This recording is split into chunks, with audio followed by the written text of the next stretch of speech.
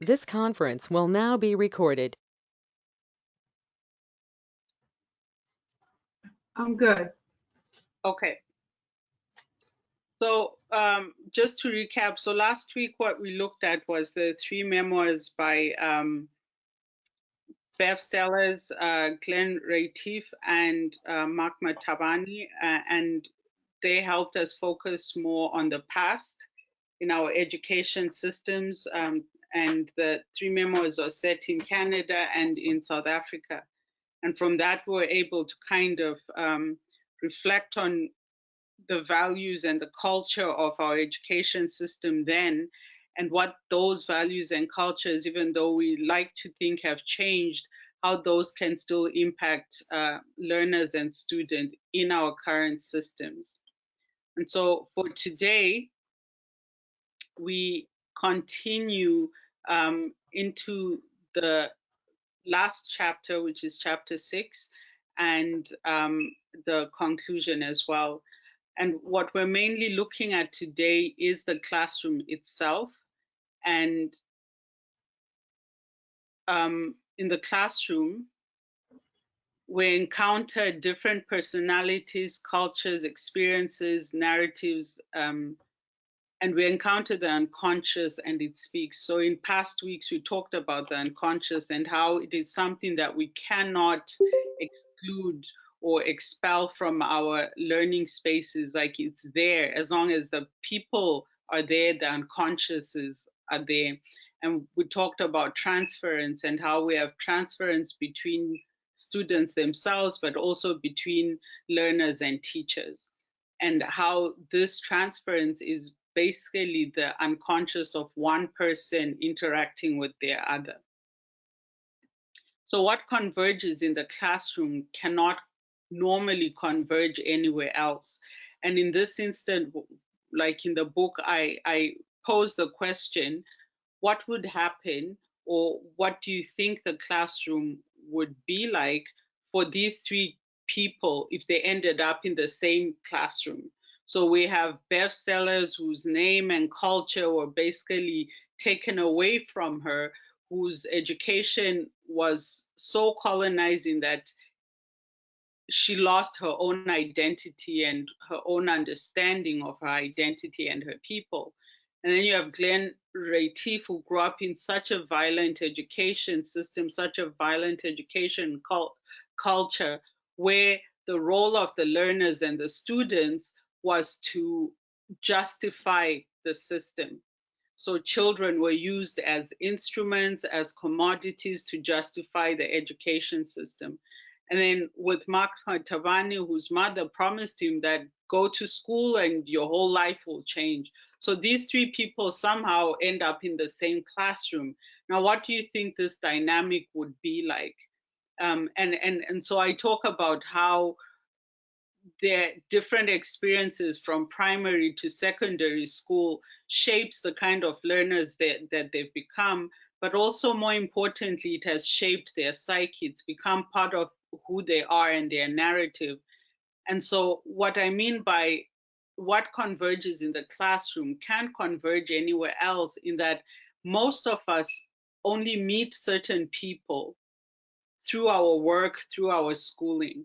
Um, and so if it wasn't for the classroom, a lot of the kids who are in that classroom wouldn't meet, they wouldn't know each other. A lot of teachers would never cross paths with the people that they teach. And so the unconscious that each of them brings converges with others within that space in a very unique way that is not common or not um, expected anywhere else. And so we need to understand that the classroom becomes an almost epicenter for learning. And if we go back to the first week where we said learning is trauma, but the type of trauma is necessary in that it's a kind of trauma that helps children who were previously just socialized at home. The only people they knew were their family, their siblings, their caregivers. And now they've been taken from that environment into the school, whether it's in the playground or the class itself. that learning can be traumatic if it is not managed or presented or contained properly. So the classroom is a container for these converging personalities, converging unconsciouses, converging narratives, cultures, languages, and experiences. And so this is why we often want to speak of the classroom as a safe space, because we're saying every student should be welcome and every teacher should feel their work and all that are valued and make a difference. So safe space has become another cultural artifact that has failed the system, or the system has failed it. Like, it's difficult to say which is which, but the way we've come to talk about safe space, it's an expectation that the classroom is safe, but whose job is it to make it safe? And what do we mean by safe? Because one person's safety is not necessarily another person's safety. And so when we talk about the classroom as a safe space, there are a lot of things that we're not accounting for, and a lot of things that we are repressing or denying in order to make it safe, which in itself makes it unsafe.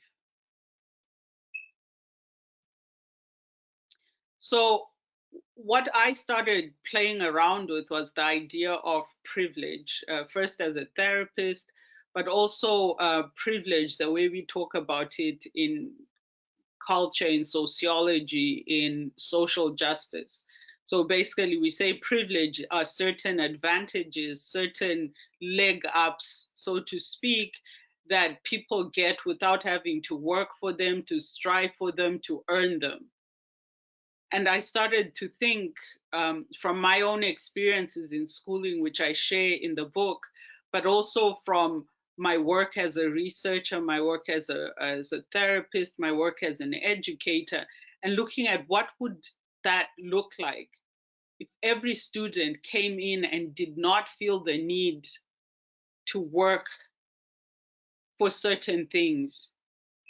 What if, instead of telling students to check their privilege because they're white or they're male, check your privilege at the door, we just expanded the idea of privilege to include everyone? And so you're not checking your privilege at the door, you're bringing that in because it's your narrative, it's your experience, it's who you are. And then if we expand that space, then we start talking about uh, feminine privilege, we start talking about epistemic privilege, right?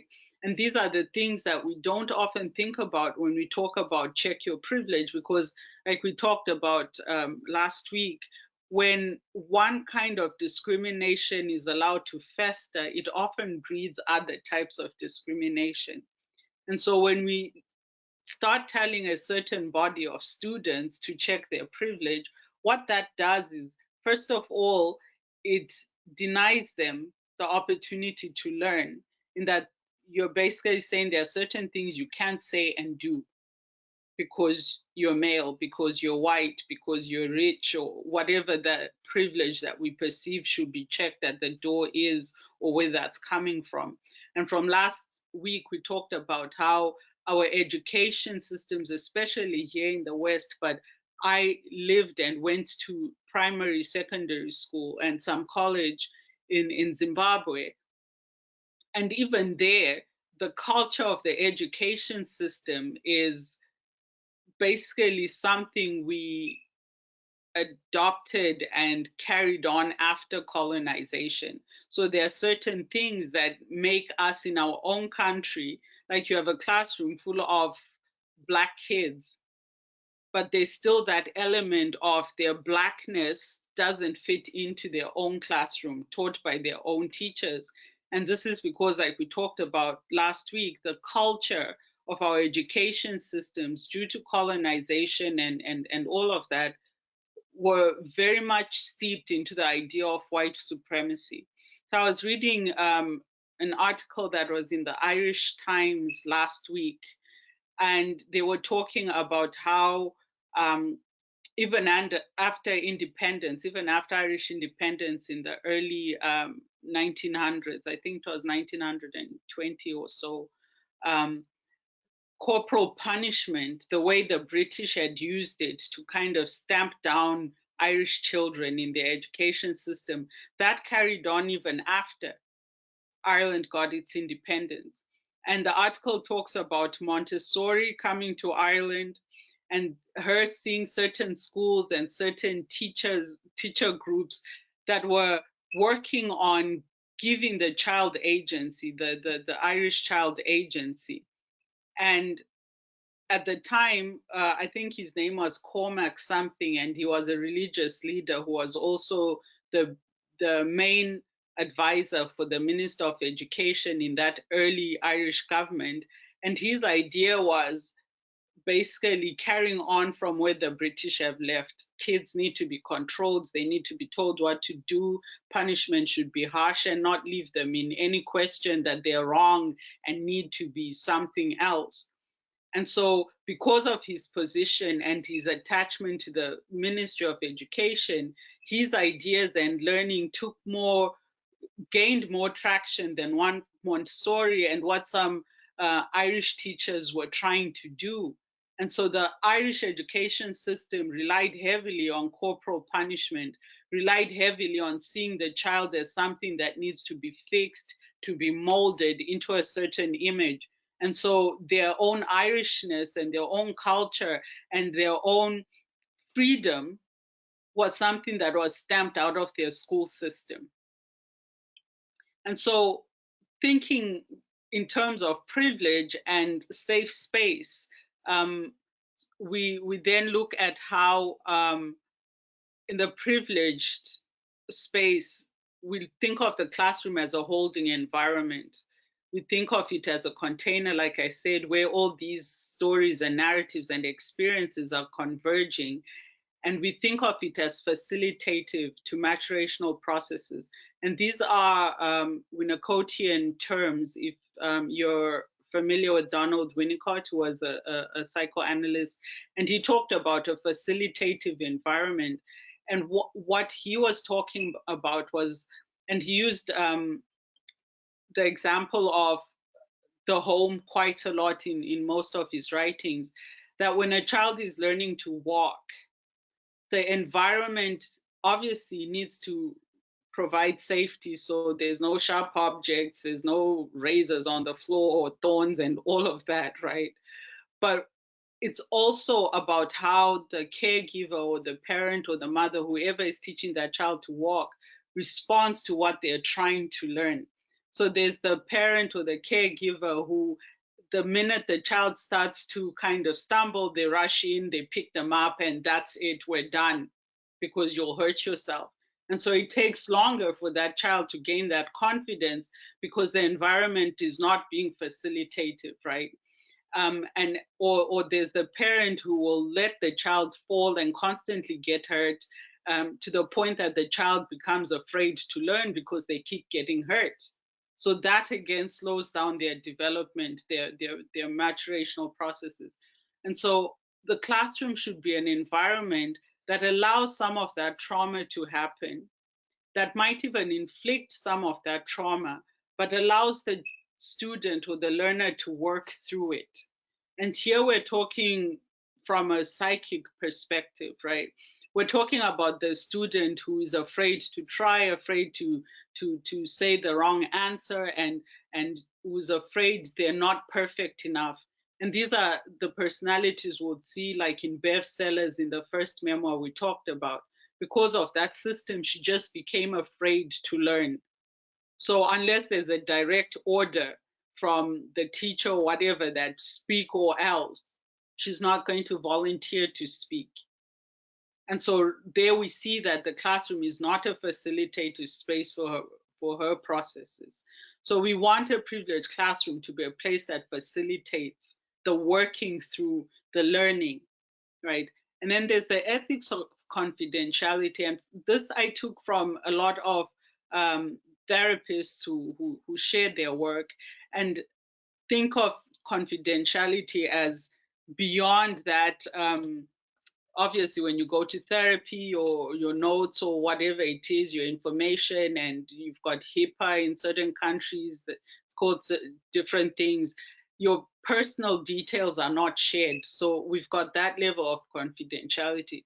But there's an ethics to it that goes a little deeper beyond protecting your private information from outsiders. There's also protecting your personal information, that stuff that you've dared to let out into the room. And so even when it's just the therapist and the client, there's an ethics of confidentiality that even between the two of them, certain things will not be censored or certain things will not be labeled a certain way. And so confidentiality becomes more than just protecting private information, it becomes about protecting the psyche as well and giving it a space where, like I am speaking as a therapist, like some of the things people say in therapy are honestly things that they can never say anywhere else. And I remember having this discussion with quite a lot of people who came in for therapy about the kinds of things that they would say to me and not be in a position to say to their partner or spouse that they've been with for many years. But even saying those things to that person doesn't feel safe. So the therapeutic space that I was providing became, or that I'm providing, became the only place where certain things can be uttered. And sometimes, because of the convergences of experiences and personalities in the classroom, it becomes that certain space where it's the only space that certain learners can say or work through something or learn something. Like I know we've been talking, even last week, we talked about how learning has changed so much because it's now happening, learning and teaching is now happening online. And so, even from a social justice lens, we start to think about what happens to the child or the learner that doesn't have the parent to check on their work. What happens to the child or learner that doesn't have that internet and all of that. And so, we're thinking in terms of what about what those children or those learners that come into our classrooms and don't have the same structures and infrastructure that we as an educational culture would deem as ideal for the learner. I've often worked, when I've worked with schools, I've often worked with the children that are labeled at risk, right? And something that always comes up is the level of the parents' engagement with their child's education. So you have those parents that never come for parent-teacher conferences. You have those parents that don't pay for the school trips and all of that. And so for that child, confidentiality means something different because invariably as teachers or as educators we start to know certain personal things about those children that the rest of the class might not know.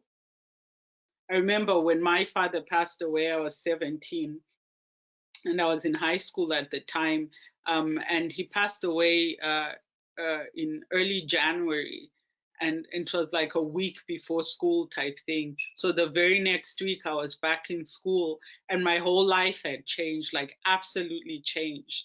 But my classmates didn't know that, my teachers didn't know that. And so I remember some incident that happened, and I remember thinking about these people have no idea what I've just experienced and gone through. And so when they look at me and relate with me in a certain way, it's with no idea that my life, my entire life has changed, or that I'm grieving or at a loss.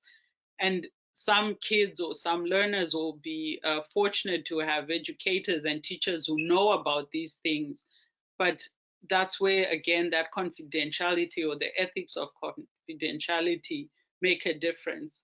I talked last week about the report that came out of the Peel District School Board in Canada, in Toronto, Greater Toronto area, in Ontario, and how one teacher talked about the child's father in front of the classroom, and the child's father was in jail, and how that child sat there and basically had their personal information shared to the whole class in a way that wasn't meant to build or anything, but a criticism that you're basically heading down the same road of your father who's already in prison. And so when we think about confidentiality in a classroom, we think about what does the teacher know? And we talked about this last week. What do you know about the subject, who the subject is? We also talked about agency and the power to speak the word. Um, and this is coming back from, I mentioned it briefly, the subaltern studies. If you're familiar with Spivak, who asked the question, can the subaltern speak?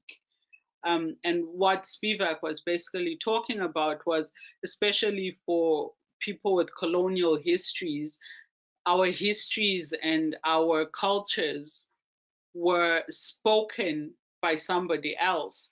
And so words like primitive and certain words and labels were put onto our cultures and our language so that anything we said came within that context. And so, can the subaltern speak? Can the student speak? And it's really about agency, being able to speak from your position or experiences. So, that epistemic privilege. And then we come into negotiation, which again is about knowing and understanding who is the subject of education, who is the learner, and what is it that pushes them or motivates them or drives them, and working with that. And so these are things that we do in therapy all the time. That's what therapy is, and that's what makes it work. And research has shown what makes therapy work is the relationship between the therapist and their client. So it's not up to, it's of course what kind of models of therapy and other factors come into it. But one, the main thing that they found is what makes therapy work for a client is the kind of relationships they have with their therapist. And so we ask, is this what makes education work for the learner and for the teacher? Is that dependent on the kind of relationship that they have? Okay. Um,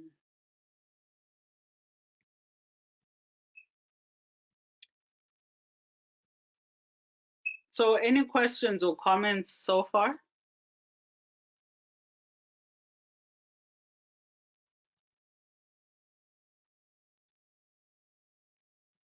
Okay, so reading from page 140.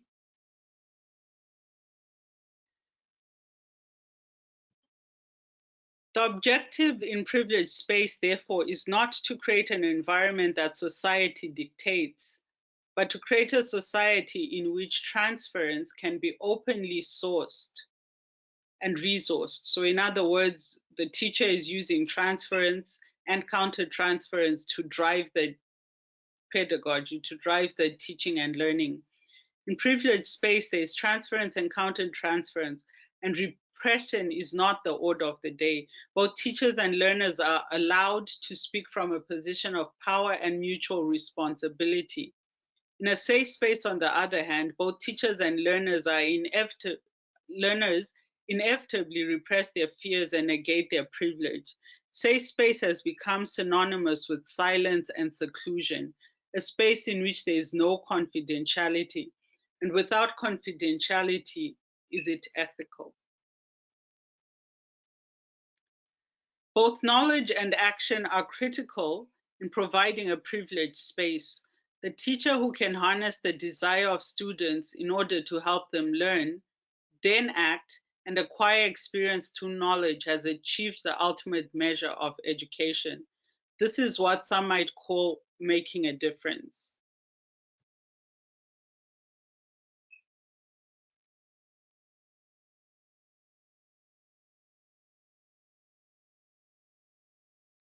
Within privileged space, love guides the focus, responses, willingness, passion, and expressions of the teacher.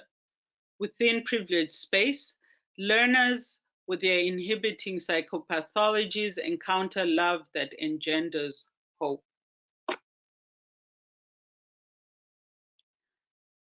So these are just some quotes to help us situate the idea of privileged space and safe space, and how I drew those comparisons between the two. So, what can teachers do? What can teachers do in providing privileged space. So the first thing is to listen, which is also the first thing therapists do. So in the Fundamentals of Psychoanalytic Technique, a text by Bruce Fink, he says the psychoanalyst's first task is to listen and to listen carefully. And I say, might we state that it is the teacher's first task as well? Fink explains how psychoanalytic listening is different from simply listening. Our usual way of listening is centered to a great degree on ourselves, our own similar experiences, our own similar feelings, and or our own similar perspectives. And when we listen this way, we relate to the speaker, uttering phrases such as, I know what you mean, I understand. So in chapter 2, we talk about memoirs and why memoirs are a useful tool. And I use the work of Lisa Farley, who was actually one of my professors at York University. And she does a lot of work around history, psychoanalysis, and uses Levinas and identification, ideas around identification. And one of her things is when we look through history or when we read memoirs, we allow a space to identify. Like we allow a space for empathy to develop that goes beyond this idea of walking in someone's shoes, because the reality is most of us cannot walk in anybody else's shoes.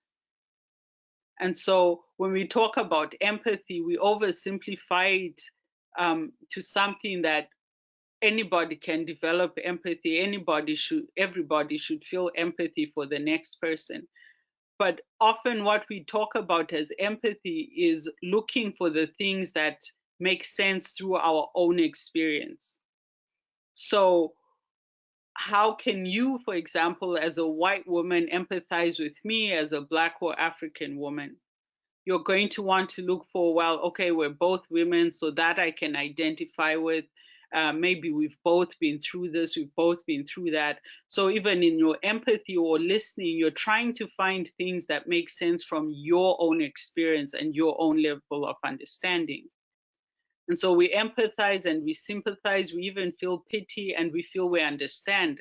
However, what happens when we cannot understand because we can't empathize or sympathize or even feel pity because we don't have those similar feelings or experiences or desires? This is where we become judgmental. This is where we start putting labels on things and we consider the speaker to be silly or obtuse or irrational. And thus we become baffled, incredulous, and finally defensive. And we decide that this person needs to be taught, needs correction or direction. And this is from the position of the teacher listening to the child. And I use the example of coloring outside the lines. I remember when I was in nursery school, in kindergarten, that was very, very difficult for me, this coloring in the lines. And I often had my crayon outside the lines, and the teacher would say, you did this wrong, you're not following instructions, and all of this. And I don't know why I was doing it. Would I probably do the same now? I think so, because throughout my life, I've been coloring outside the line in certain spaces because it just doesn't make sense to me. And once it gets to that point where it doesn't make sense, then it's about control and it's about power and it's about authority. And then you have power struggles, right? And so my educators would have listened to me from, this is what we want you to do, and if you're not doing that, then you're a problem child, then you are a difficult student, then you are slow, then you are not capable, then you don't know how, or you don't have the capacity, low IQ, all these labels that we put because it's not making sense from our perspective. So we put all these labels on the child, we put all these labels on the child's parent if they're not meeting our expectations. And so the first thing a teacher can do is listen beyond their own expectations, their own culture beyond their own experiences. And that is what one of the things that you learn when you're becoming a therapist. You have to listen beyond your understanding. And so, what the therapist does more than anything else is just listen with no opinion, with no diagnosis, with no labels, and just listen, right? So, the second thing is to decolonize. So, it's important to understand a student's relation to a dominant discourse. A discourse the student is constituted by as well as has an effect on. And so, in this sense, we're talking about the discourse of education. When they come into the classroom, they become a learner. They have no choice in that. That is who they become. And with that signifier learner comes a lot of expectations, a lot of responsibilities, a lot of pressure, even, right? So the student comes into this space, and that's who they become. And the space and the education system, the culture of education dictates to them who they are, how they should act, how they should speak. And so the discourse itself is unconscious in that it's something that has been constituted by a lot of social and psychic factors over time, which is why we go back in history to kind of locate these things in history in order to move forward. And when the student imagines the teacher as someone in possession and mastery of knowledge, there's a transference in effect. So the teacher standing up there in front of the classroom, that is a signifier that comes with a lot of expectations and responsibilities on the teacher as well. So the student attributes to the teacher the power and prestige of the entire semiotic system. As such, a teacher often holds the powerful position of possessor of knowledge. And this knowledge, however, can be perceived as threatening. So, again, if you go back to our memoirs and we look at how those children were educated, we see how knowledge was used as violence. Knowledge is better exchanged in a privileged space where no imbalance of power is perceived. Now, of course, this is idealistic because even in the therapy room, there's an imbalance of power. You have the therapist who is the one who's supposed to know, who has all the skills and the diplomas and whatever comes with being a therapist. So when the client comes in, there's an imbalance of power. And one thing I always do with clients is remind them that this is your space. What do you want to talk about? And I keep redirecting that so that they can feel empowered to speak, so that they can feel empowered to take some space, if not all, but to take some. So privileged space comes about through the establishment of a relationship in which the teacher's knowledge as power couples with the learner's empowered knowledge. So this takes us back again to that epistemic privilege. Okay, so this book I would strongly suggest if you're interested in psychoanalysis outside the clinic, and I think that's what it's called, Psychoanalysis Outside the Clinic by Frosch. It's a really good book. So he proposes that we view psychoanalytic praxis as involving a kind of tolerance of the other that recognizes it as not fully knowable and hence resists the temptation to appropriate the other through an act of colonization. Colonization in this instance refers to the forcing of one's knowledge onto the other, and as a demand for knowledge, it can be detrimental to both teacher and student. So it's going back to that students should know their place, should know their position, should know their role, should know their power, and act accordingly. And what often happens in classrooms is if the student doesn't live up to those expectations or responsibilities, the system cannot tolerate them. And the word tolerance here is not one I'd like to use, especially when we're talking about racial tolerance and all of that, because it's a whole minefield on its own. But in this sense, what we're talking about in terms of containment or that facilitative environment, when the parent sees the child learning to walk and the first time that the child falls flat on their face, sometimes there's a scratch and they're screaming, they're hurt. The parent has to be able to tolerate that suffering from that child so that they can stand up and try again. And so for the teacher, it's the same way. We need to be able to tolerate certain sufferings of our learners and of ourselves and the system as a whole so that it can move forward, so that new knowledge can come into that space. So think of it in terms of growing pains. We don't like the pain, but we need to be able to sit with it. Okay. And then the third thing is not knowing. So teachers can emulate the psychoanalytic position of not knowing, which allows the analysand to speak from the unconscious through the practice of free association. In the psychoanalytic situation, the analysand speaks from epistemic privilege, and the analyst takes up this knowledge for analysis, neither discrediting it nor verifying it, but simply privileging it. Traditionally, however, the teacher cannot enter the classroom not knowing. The teacher is expected to know and to act as authority over what is false or true, good or bad knowledge, all of which disprivileges the acquiring of knowledge for enlightenment.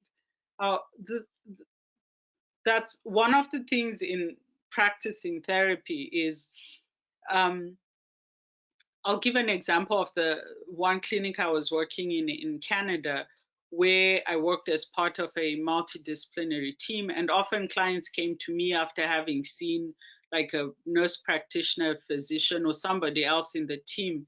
And we all shared the same electric medical record. So I could see other people's notes. And what clients will often do is come in and lie, just basically tell huge lies. They tell them to me or they've told them to the previous person. But I know that they're lying because I read the notes. And so, as a therapist, I can choose to confront them about these untruths. But where will that get us? And so I sit there and let them weave this tale or story or whatever it is and listen and simply listen. And from that, whether I know they're lying or not, I can actually arrive to a truth. Not necessarily the truth, but a truth that will help us move forward in their care, in their therapy. So we often have students that act in certain ways that we can either nip it in the bud because they're not behaving appropriately, they're not following the rules, and so forth? Or can we listen to those adventures in behavior? Can we listen to that and arrive at a truth? What is driving that student or that learner or that child to behave or speak or act a certain way? It's very easy to differentiate between good students and bad students when we set certain measures in place. If they're not measuring up to this, then they're a bad student. But what if you don't know what is a good student or bad student? And all you have is this person who has come into the classroom to learn. And so you read their behaviors or their shortcomings or flaws or whatever that is as a telling of some truth that you need to arrive at. And so that's what the position of not knowing is. Sometimes clients will come and will use all these psychological and psychiatric terms, like, oh, I'm such an anal person, or my bipolar, and all of this, right? And so as a therapist, I actually ask them, what do you mean by bipolar? What do you mean by your anal? And they're speaking this language because for them, there's the assumption that I'm a therapist, I know what they're talking about when they use this label. But I've actually had clients where I say, like, we can't keep talking like that because then I get completely lost and I'm not sure what you're talking about. So if you use a certain term, I'm going to have to ask you what exactly you mean. Give me examples of times that you've been anal or your bipolar has flared up or whatever it is. And what I've found in a lot of situations, what they mean and what I mean are different. What they mean is often taken from pop psychology, things they've seen in film, in books. And sometimes it's coming from a certain experience they've had from another therapist or another service provider. Like there's a whole story behind certain things. And so when you take that position of not knowing, you develop a curiosity that helps draw out more of that person's narrative, more of their character, of their experiences, of their personality, so that together you can move towards a truth. And so trying to imagine this in a classroom, like when I was teaching at the university in Leeds, students did not like me asking them questions or asking them to elaborate or anything. Like you'd actually see them getting frustrated. And then at one point, one student said to me, "Why do you keep asking us? You're the teacher, tell us." And she was quite frustrated and quite annoyed. Of course, it was like the first class in the morning at 8 a.m. and on a Monday morning. So there might have been other factors driving that conversation. But from her frustration, so I asked her, like, I don't understand why you're frustrated. Like, if you don't tell me what you know, then I don't know what you know and don't know. And so I have to stand here in my position of not knowing, and then you have to let me know. And then I can do my work as a teacher because I can just stand here and spend the entire hour or 2 hours or whatever just feeding you stuff. But that doesn't guarantee to me that you know what you need to know. And the only way I can figure that out is by not knowing and then you telling me. And this way we can move forward and I know. It's feedback, right? It's simple feedback. Okay, so where subjective knowledge takes on the guise of power and tilts the scales favorably for whoever can assume the position of knowing, defense against resistance becomes necessary to safeguard that advantage. So we view knowledge as power. And whether it's the student who knows it or the teacher who knows it, we often want to hold on to that power. On one side of the scales are those who see the appropriation of privilege as an act of disempowerment, especially when they're expected to check their privilege. So going back to what I said in the beginning, we have certain students that they walk into the classroom and we've decided this is a white privileged male. And so the way we interact with them, the way we work with them is from that position of this is a white privileged male. And what does that do to the process of learning? On the other side are those seeking to exercise their epistemic privilege but cannot do so because it is deemed objectionable, right? Their culture, their language, their knowledge, they're from the wrong side of the track, so to speak. So what they can bring in the classroom is deemed like, no, this is not for the classroom. We don't do that here. So they've been silenced as well. So you have people who are privileged by the system being told to check their privilege at the door.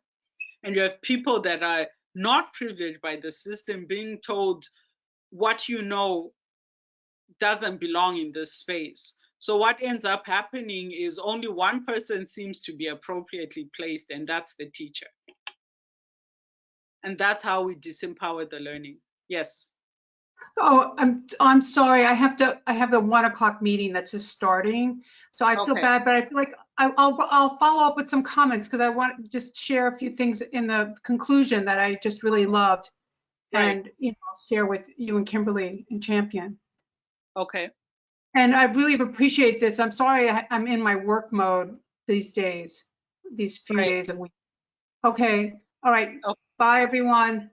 Thank you so much. Thank you. Okay. Thank you. Okay, so within a privileged space, those opposing affects, those opposing affects are not silenced, but drawn into the open so that students can learn by working through their insecurities, uncertainties, and radical self-criticisms.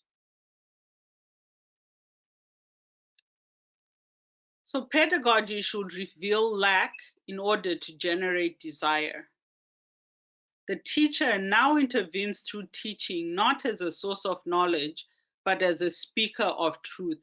In other words, her position shifts from not knowing to one who knows what is missing. And the only way, like I said, we can know what is missing is by allowing other types of knowledge, other types of understanding, other experiences and narratives into the facilitative space. So the teacher has listened carefully to identify the learner's lack.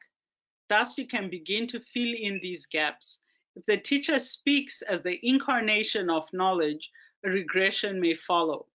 And I use here the example of Freud when he first started on his journey of psychoanalysis, and he had a client, Dora, who anytime she tried to tell him something, he'll kind of take over because he's the expert, he knows. And that relationship and that therapy completely fell apart. And in the end, she just stopped working with him. And so that's where he learned, like, okay, I need to be in a position where I don't know. Because the more I know, the less the client seems to know. And the less they're opening up and the less this is working, it won't work. And so even though you are a qualified teacher, you know the material, you know all the content and all of that, there has to be some level of not knowing so that education can move forward. And this is especially when we start to talk about things like history and things from a social justice perspective. In I think it's in chapter 2, I talk about how maths teachers, because you think math is the most constant factual thing. You don't need to be something different, like 1+1 is 2, it doesn't change, right? But even the way that they've started looking at how maths is taught, because I remember, and I talk about it in the book, when I was learning mathematics, it was quite traumatic. It was quite traumatic for me to learn maths. And as a result, I am not good with numbers. Even now, I don't like anything to do with numbers because of the way I was taught mathematics. It was a very corporal system.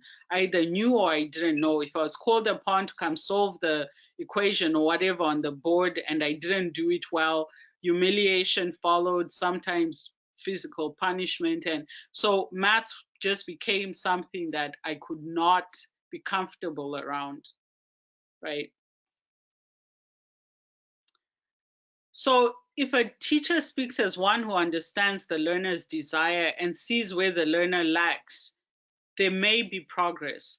Learning continues and both teacher and learner maintain privilege in the pedagogical situation. Adversely, should the teacher disregard this crucial aspect of teaching, the student suffers. So again, it's going back to understanding that we have the physical body of the learner, but there's an unconscious that is experiencing the classroom in a different way. So yeah, for some classmates, I'm sure the teacher's approach worked and motivated them. But for me and maybe for others, it just became a very difficult and scary place, the maths classroom, right? And so you're thinking in terms of, and we spoke about this briefly last week, that it can be idealistic to think of the teacher as knowing what drives each and every student. It's a great responsibility and it's an expectation that teachers cannot live up to. That every single student, they know their personal story, they know their narrative, they design the learning and teaching in a way that suits that learner's needs. We can't be that idealistic. We can't have that. I think even homeschooling during this COVID experience has shown that even parents who know their kids very, very well can't teach them. I was reading a few articles from around the world where parents have said, I've stopped. I've stopped this homeschooling. I've said to my kids, you know what, we're done. Because it just became a struggle. They were constantly fighting, kids were resisting, like parents just could not keep doing it. And then the other side of it is all the technical stuff. You go on this website, you do this, you have to check that and do this and do that. And if you're a parent with 4 kids, all different ages, you're trying to manage the needs of each child and their teacher and their classroom. And so a lot of parents were like, and I'm not even going to feel guilty about I give up. Me and my kids, we wake up, we ask each other, what do you want to do? And that's what we do. We've stopped with the homeschooling because learning is difficult. And the more prescribed and rigid it is, the more difficult it is because it is repressing and denying the agency of the learner and the teacher. Okay, so through privileged space, we can cultivate the capacity to speak in those who have been silenced. We can redefine power for those who have been abused, and we can provide answers to those who seek them. The best part being in privileged space, they are actively engaged at their own pace and in their own words. Pedagogy that is socially just can accommodate the psychopathologies society has triggered, and it is imperative that education remediates the damage it caused in the past. Education is culpable and pedagogy complicit in dehumanizing by taking away the learner's capacity to produce signifiers. So going back to whose culture is it? Who is the subject of education? And what are we trying to achieve when we send off our kids to school? We need to think of them as subjects that need some agency and some space to learn in their own way and in their own style and at their own pace. We know we have curriculums, we have end of term exams, we have calendars, we have schedules and all of these things.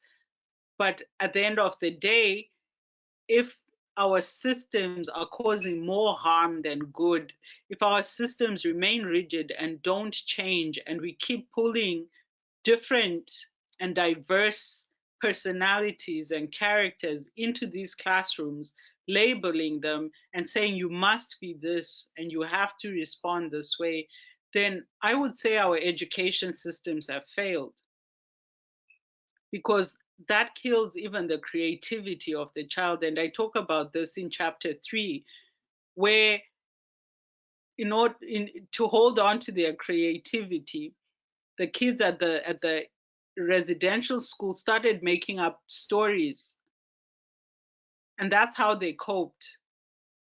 And even though the stories often earned them a beating, whether they were true or not, for them, that was how they could exercise their agency. So you would have a child confessing that they did something they did not do because they were trying to maintain the system, but also maintain some semblance of agency.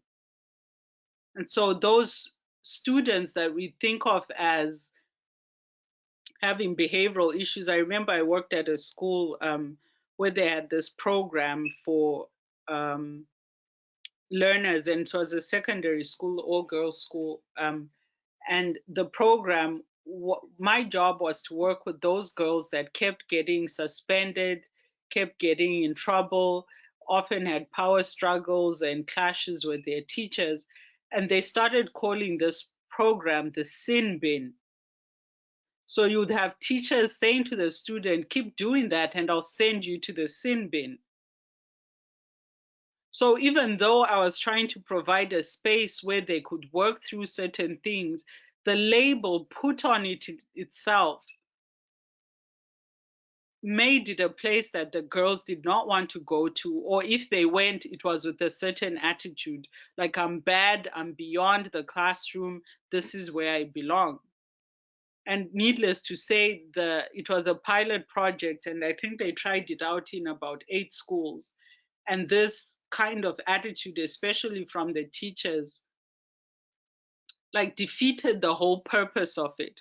Because in coming to this space that I was facilitating, the girls were supposed to work through whatever issues, and obviously would do an assessment of even their home life, of their educational history and all of that.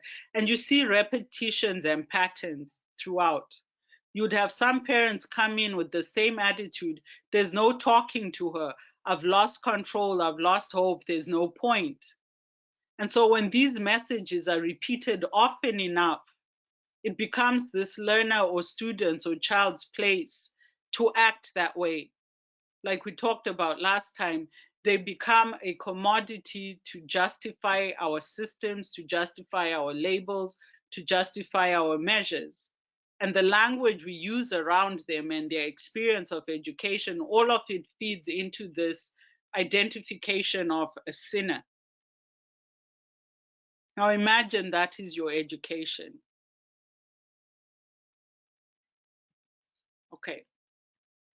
So in conclusion, like I said before, love engenders hope. So in the conclusion, I go back to the idea of love in the classroom. I go back to the idea of hope in the classroom. And love coming from a place where we understand who the subject of education is. And so where our teaching and our pedagogy becomes about love. And we don't often want to think of it as, especially as our learners get older and work through the education system. It's nice to say, oh, I love my students and all of that. But the way that we deem appropriate in our education system, I know one thing that often comes up, and especially when I was doing my training as a therapist and then later on in teaching, was, do you touch your clients? Because we want to make sure that you maintain your boundaries and all of that. And so one way that we show love as people generally, we hug, we pat on the back, we love is expressed socially in physical ways, right? And so when you think about love in the classroom, you start to think in terms of, wait, what about the boundaries? Will a teacher showing love in one way or a certain way, is that appropriate, and all of that? And again, these are conversations and discussions that need to happen, but they also need to happen with the students and learners, not as you asking permission to hug the student or whatever it is, but to see what is their understanding of love in terms of education.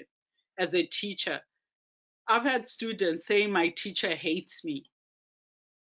So you know that this child is thinking of their education in terms of love and hate. And for that student, once they get to that place where they feel my teacher hates me, they lose hope. They stop participating, they stop engaging, their behavior becomes negative, in quotes, right? Because what they're feeling from their educator is hate. So what would love feel like from that same teacher? And so thinking in terms of how your pedagogy can express love for the learner in a system, especially for people of color, especially for the LGBTQ community and others, for a system that was designed to show them as the sinner, as transgressive. They're the ones that need to be taught, that need to be enculturated into this white supremacist system. What does love look like in a place that was created with you as the sinner, with you as the transgressor, with you as the bad student, with you as the problem child? And so in our teaching and learning, we need to think about these things and reflect on these things and listen beyond just words, but listen to the entire narrative that the student is presenting verbally, unconsciously, behaviorally. We have to listen carefully. We have to decolonize. We have to understand and come from a position of not knowing. So letting go of some of our power and authority as the teacher and allowing some of that power and authority to drive the students' agencies or the learners' agencies. Okay, so I'll leave it there for now. This was our last session, so thank you very much for participating, for your interest. Okay, so any questions or comments? And welcome to Champion Fleming. Thank you. Thank you. I've appreciated this very much. Okay, so any questions or comments from, yes, can go ahead. A couple of things. I mean, I really just love this work so much, and it's so deep, and it also, you know, it doesn't land in like some simple place. Like it doesn't, you don't just get to like figure out the solution and then, you know, go from there. It's more about the kind of human being you become or the kind of human being you bring into your classroom, you know? So I find that really compelling and kind of daunting. And then I'm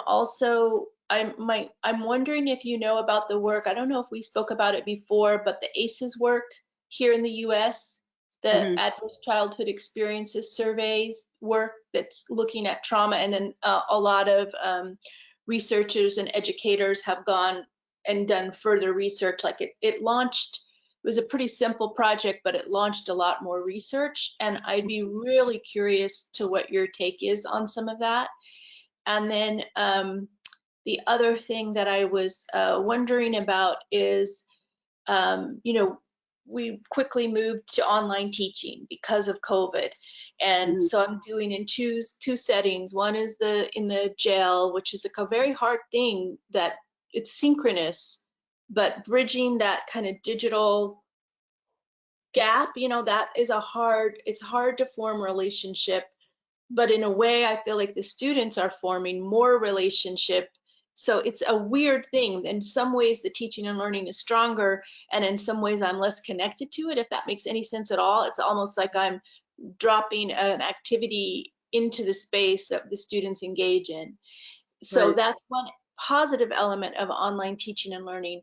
But if we start again in the fall in a fully online environment, I don't know how to establish the kinds of relationships that you're talking about in an asynchronous classroom where, you know, people are coming in their own time and then they are leaving the space and they're not necessarily engaging in real time together.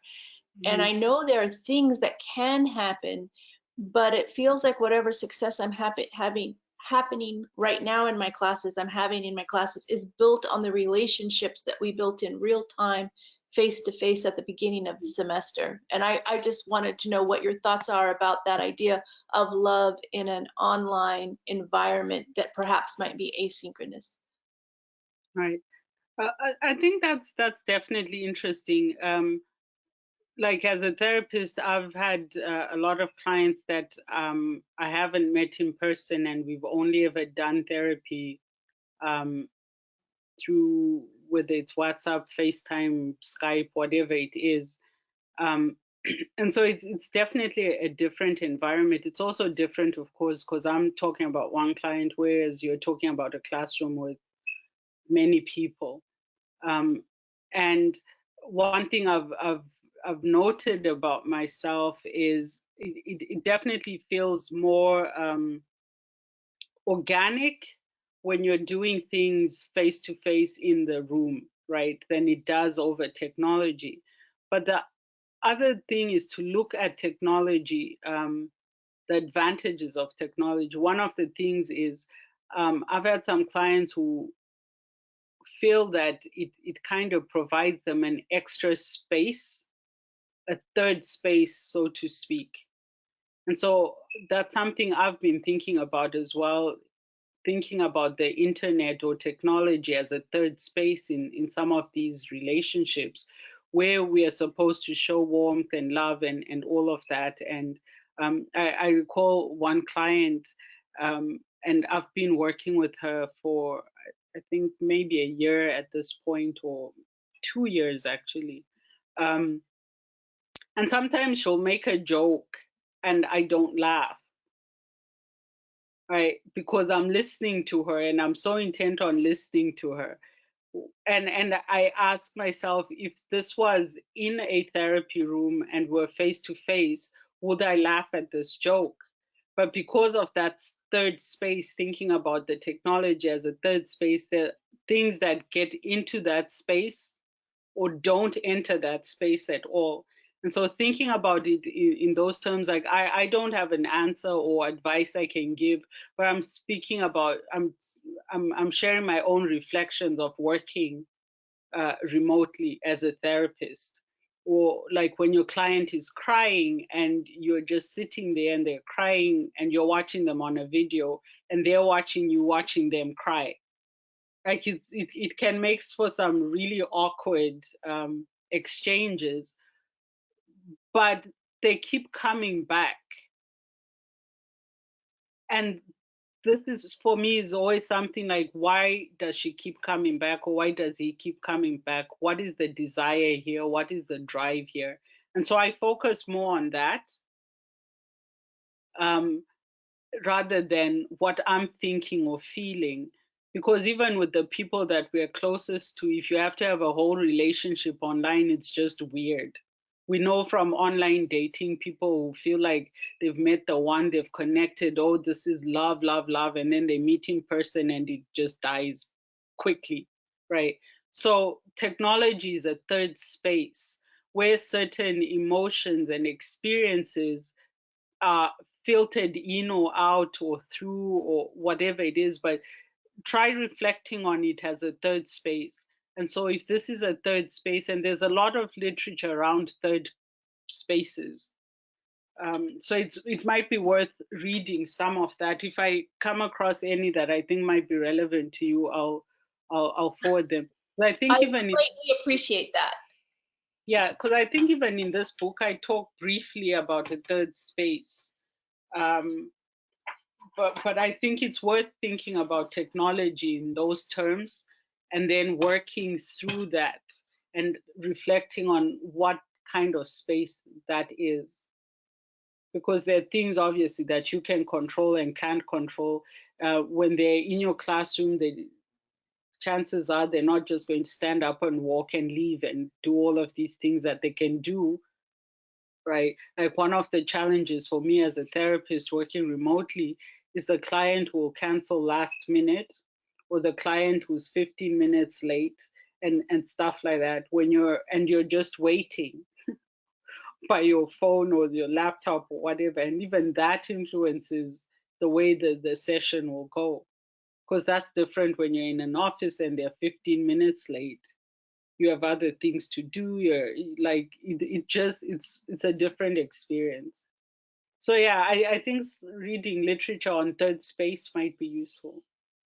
Hmm.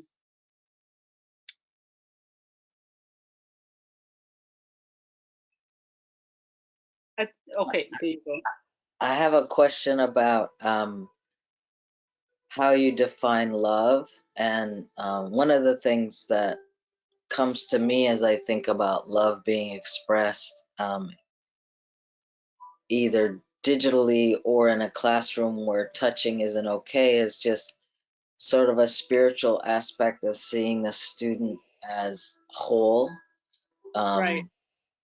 And in the same way that student and teacher are both learner, if I just think that it goes a long way if we don't perceive the student as locked in their trauma, or we don't enter the space as needing to be a savior in any way. Hmm. Right. So last week, I think we talked about the expectations for an educator to be all these things and the pressure that puts on educators. They have to be socially just. They have to be like all sorts of things, and the system itself doesn't reinforce those things in a practical way. So the teacher of 50 years ago is not the same teacher we have today. The expectations of the teacher 50 or 60 years ago was definitely a disciplinarian. They must teach through such things and such ways and keep discipline and all of that. And whereas the teacher of today is expected to be a lot more and a lot deeper and all of these things.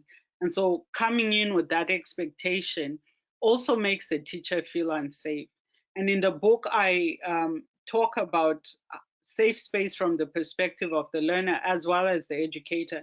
And I also use some literature from some teachers that have reflected on their own practice, and that the paradoxes and contradictions they must live through as a teacher. You have authority, but you can't exercise that authority in a certain way, or you have authority and must exercise that authority in a certain way. And so we also have labels of a good teacher or a bad teacher and all of that. And so we talked, I think it was a couple of sessions ago, about the good enough teacher, also based on Donald Winnicott's work.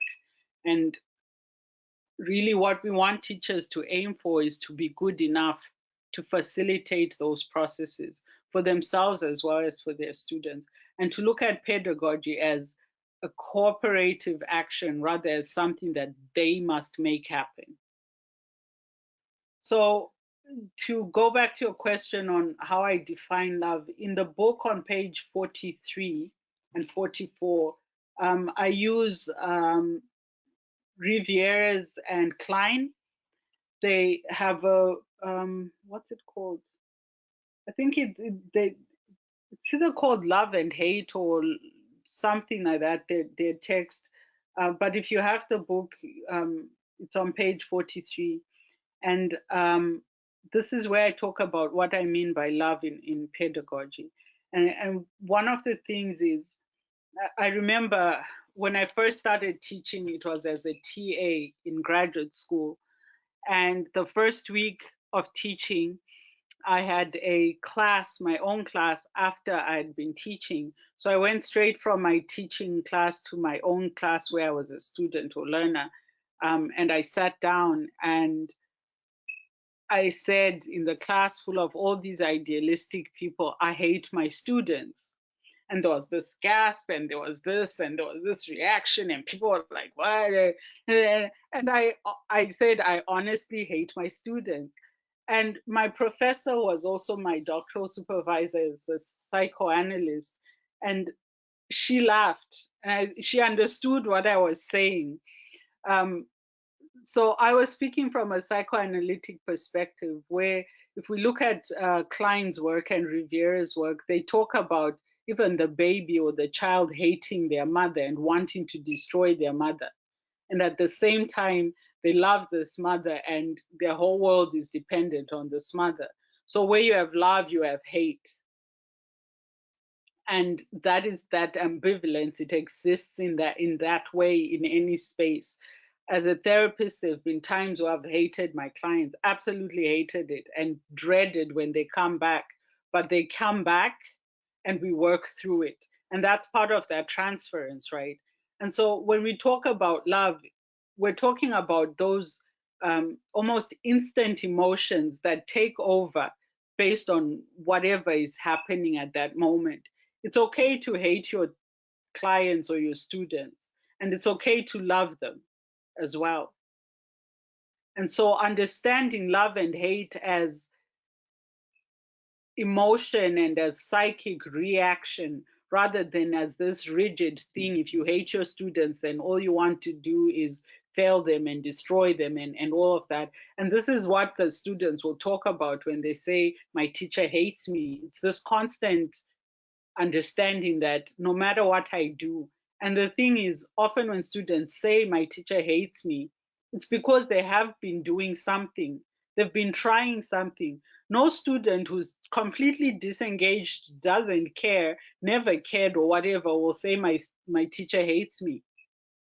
It's the ones that try, whether they're trying in ways that we approve of or not. That testing behavior, that student whose hand shoots up before you even finish asking the question, and then you stop and like answer, and then they tell you something completely unrelated to what you're talking, and then you say as a teacher, that's why you have to wait until I finish the question before you can answer. This is the student trying. And so love is giving them that space and acknowledging those efforts, whatever way they come out, and engaging with that. And sometimes you can engage with it through that hate as well.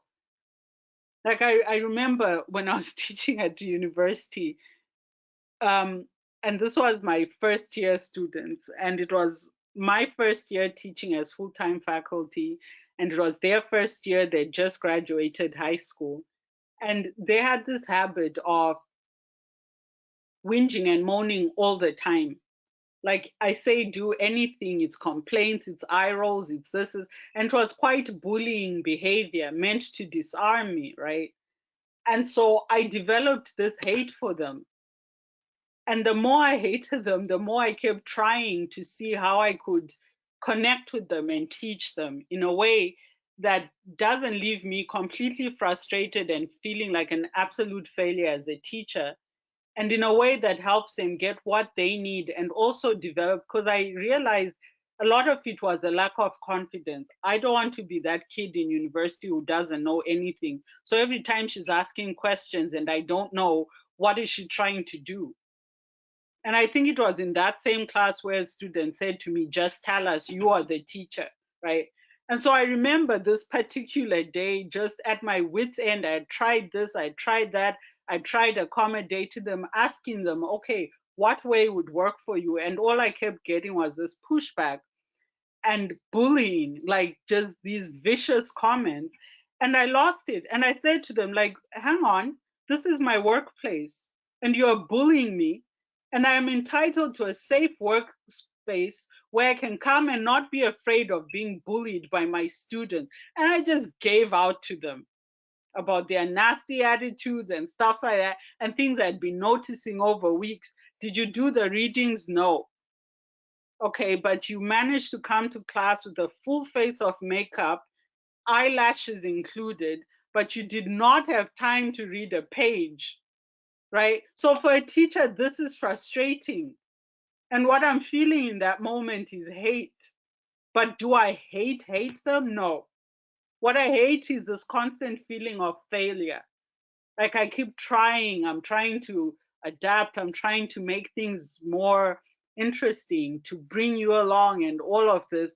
And what I keep getting is rejection. So the love and hate works both ways. And safe space is for both the teacher and the student, because I started to feel genuinely unsafe, even though I was the one who had the power, right? I could fail these people. They weren't doing the work, and part of their marks came out of participating in class, which they weren't doing, right? So I could just shrug my, okay, you're not doing it, and you know it's 20% of your mark. It's on you. You're adults. You're in university. I'm not doing this, right? But that constant feeling of I keep trying and it's not working brought up certain emotions, and that was evident in our transference. And so to define love as one specific or particular thing is difficult, and I would say not advisable, because again, we're talking about agency and individuality and privilege and epistemic privilege. So love is something that you might be thinking, I'm showing my students love, and they're taking it or experiencing it in a different way. But the point of love is that hope that it brings, because it doesn't give up. And I would say it's the same with the hate as well. I think you know when you hate your students is when you just don't care anymore. Yeah, okay, they failed, they're done. I don't care. But when you hate and you keep trying, there's a hope in that. And we talked before about transference and repetitions are a new opportunity each time to try again. Does that answer your question? Does that help?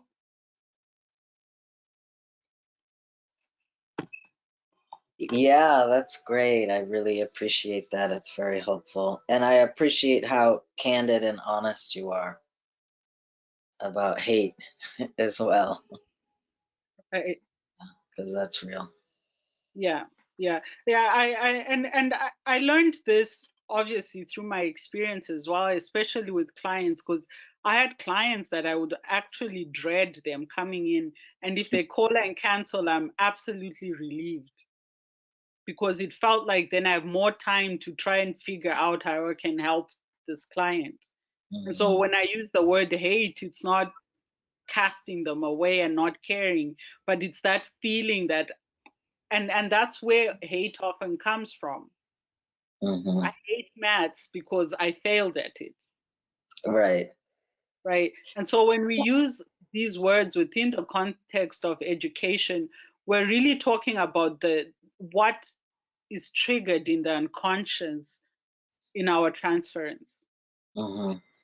Tapo, I'm so sorry, but I have to go now. And I just want to say, yeah, Yeah. it's just fascinating. And I feel like everything that you just said, like that love doesn't give up, and that I'm saying this out loud for myself so I can retain it, that love doesn't give up, that transference, the repetition of transference is where the openings happen, and that is a constant chance to try again, and that hate is actually kind of a good sign, because what we hate is our failure, and so we keep moving forward to try to bring about a different result. So thank you so much. I hope that we get to stay in contact, and I hope your other writing is going really well. So Thank you. Thank you. all right, thank So you. much. It was nice meeting you, champion. It was Take good care. meeting you too.